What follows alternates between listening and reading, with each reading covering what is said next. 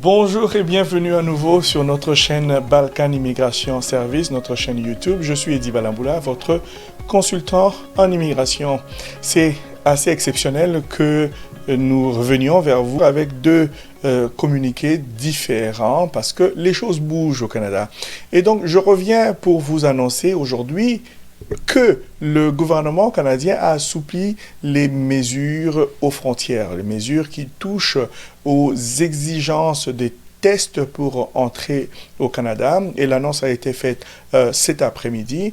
Et donc, voilà pourquoi je veux partager cela avec vous. Donc, avant de commencer, je voudrais d'abord vous demander, s'il vous plaît, de vous abonner sur notre chaîne YouTube. Regardez, nous donnons le plaisir de communiquer avec vous les informations tous les jours pour vous garder informé, pour vous garder à l'affût de ce qui se passe. Donc, restez, s'il vous plaît, abonnés sur nos chaînes YouTube, activez les notifications, comme ça, vous pouvez recevoir ces vidéos lorsqu'elles sont mises en ligne. Cela pourrait vous aider et vos proches, pourquoi pas. Et donc, je vous demande de vous abonner et surtout de partager également les vidéos à vos amis et proches. Vous pouvez les aimer aussi, ces vidéos. J'aime vidéo, j'aime la vidéo, j'aime la vidéo. Cela nous aidera avec YouTube. Les algorithmes que YouTube utilise pour le traitement, pour la catégorisation des comptes YouTube passent par les j'aime, même si vous aimez. Alors, dites-le que vous aimez, parce que si vous ne cliquez pas ce petit bouton, malheureusement, YouTube n'a aucune façon de le savoir et nous ne pouvons pas bénéficier de ce que YouTube peut nous offrir comme auditoire, parce que nous voulons être en mesure d'offrir à un plus grand nombre. Nous avons des projets qui passent par là. Et donc voilà, sans plus tarder, je voudrais vous parler du programme. Je veux vous parler du communiqué qui a été annoncé aujourd'hui par rapport à cette levée, cet assouplissement, je veux dire, hein, des mesures. Alors, nous allons lire ensemble communiqué de presse le 15 février 2022, c'est-à-dire aujourd'hui, Agence de la santé publique du Canada. Des données récentes indiquent que la dernière vague de COVID-19 entraînée par le variant Omicron a dépassé son zénith au Canada.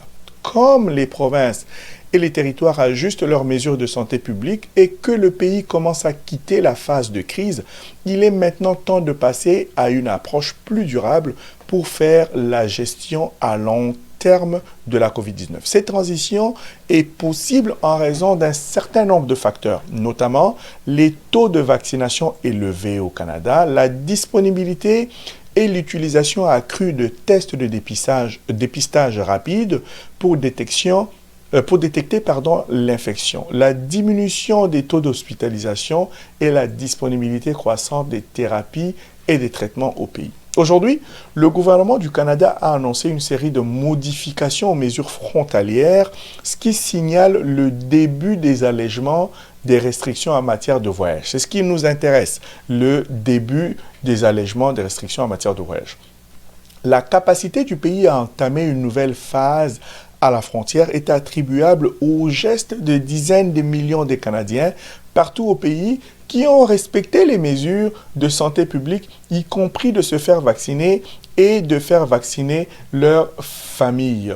Ici, le gouvernement sent le besoin de parler de cela parce qu'il ne veut pas que cela soit attribué au mouvement des camionneurs qui sont en train de bloquer les routes et en train de réclamer la levée de certaines mesures ou de toutes les mesures pour certains d'entre eux. Et donc, le gouvernement ne veut pas associer cette décision à ce mouvement-là. C'est pour cela qu'ils sont le besoin de mentionner que cela est dû au respect d'un plus grand nombre. Okay?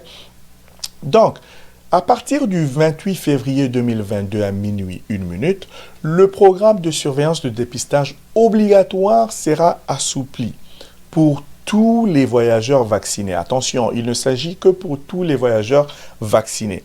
Cela signifie que les voyageurs seront choisis, cela signifie que les voyageurs arrivant au Canada en provenance de n'importe quel pays et considérés comme entièrement vaccinés, ils ne seront choisis qu'au hasard. seront choisis au hasard pour le dépistage à leur arrivée. Ce n'est plus systématique, mais c'est un choix aléatoire au hasard. De plus, les voyageurs ne seront désormais plus tenus de rester en quarantaine en attendant les résultats de leur test. Les enfants de moins de 12 ans qui voyagent avec des adultes considérés comme entièrement vaccinés seront toujours exemptés de la mise en quarantaine sans condition. Par exemple, ils n'auront plus à attendre 14 jours avant de pouvoir fréquenter l'école, la garderie ou un camp. Les voyageurs non vaccinés devront toujours, et c'est là, c'est important, les voyageurs non vaccinés, ils devront toujours se soumettre à un test à leur arrivée et au jour 8 de leur séjour, ainsi qu'à une quarantaine de 14 jours.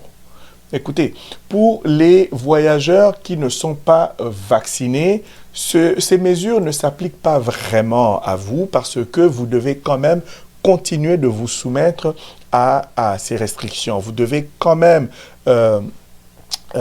présenter les résultats d'un test PCR et vous devez aussi vous mettre en quarantaine 14 jours aussi.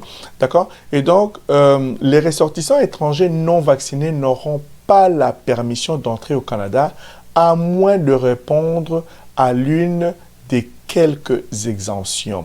Et donc, encore une fois, si vous n'êtes pas vacciné, en réalité, vous n'avez pas le droit de venir au Canada à moins que vous ne soyez exempté. Donc, il y a quelques exemptions pour ceux qui ne sont pas vaccinés. Et donc, les voyageurs auront la possibilité d'utiliser le résultat d'un test de détection rapide des antigènes de la COVID-19. Qu'est-ce que cela veut dire? Ça veut dire que les tests de détection rapide seront acceptés. Mais attention, si le test est effectué le jour avant le vol, ou l'heure arrivée à la frontière terrestre ou par voie maritime, ou encore, donc je reprends, les voyageurs auront la possibilité d'utiliser le résultat d'un test de détection rapide des antigènes de la COVID-19, c'est-à-dire le test de détection rapide.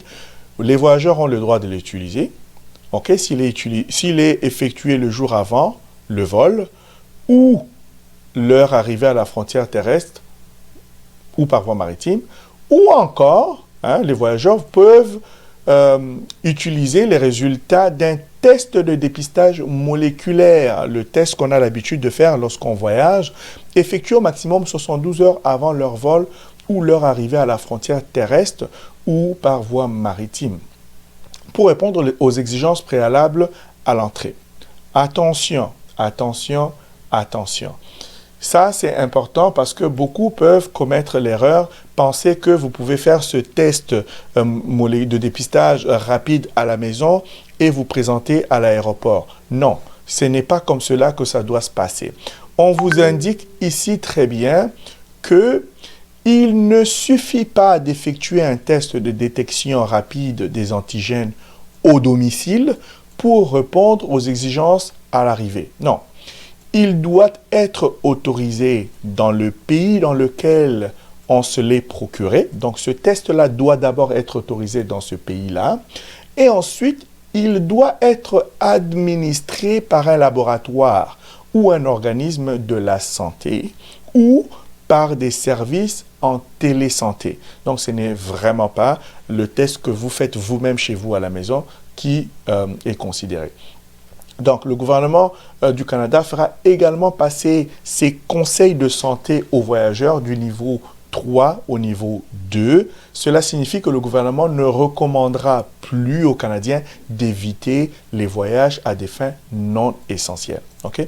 Les voyageurs doivent comprendre les risques qui sont toujours associés aux voyages internationaux et donc ça, vous le savez. Donc ici aussi, pour terminer, le 28 février 2022 à 16 h, l'avis aux navigateurs aériens de Transport Canada limitant ou les vols internationaux transportant les passagers pouvant arriver au Canada prendra fin.